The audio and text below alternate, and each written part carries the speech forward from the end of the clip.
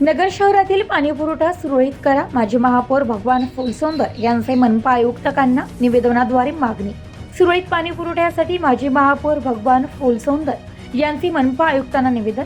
सुरळीत पाणीपुरवठा 2 दिवसात झाला नाही तर जल आंदोलन उभारण्यात येईल, असा इशारा भगवान फुलसुंदर यांनी दिलाय। नागरिकांना पाणीपट्टी भरमसाठ आकारण्यात आली आहे, मग त्यांना सुरळीत पाणीपुरवठा केला पाहिजे, परंतु असे होताना दिसत नाही। गेल्या अनेक दिवसांपासून शहरात विविध ठिकाणी पिण्याच्या पाण्यासाठी नागरिकांना वनवन भटकंती करावी लागत आहे। पाण्यासाठी नागरिकांचे मोठे हाल होत आहे। नळाला पाणी आले तर ते कमी दाबाने येत आहे।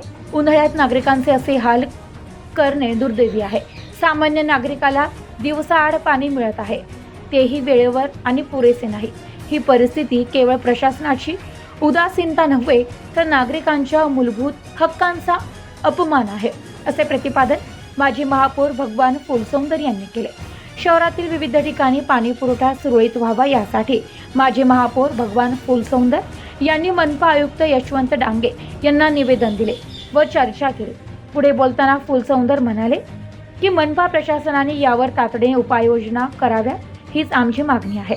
आम्ही आज जे निवेदन देत आहोत ते केवळ एक कागदाचा तुकडा नाही, ती लाखो नागरिकांची आर्त हाक आहे। लवकरात लवकर पाणी प्रश्नावर तोडगा काढून नागरिकांना सुरळीत पाणी पुरवठा झाला पाहिजे, नाहीतर नागरिकांसह शहरात जल आंदोलन उभारण्यात येईल, असा इशारा त्यांनी यावेळी दिला। Bridge report, news today 24, Ahilyanagar.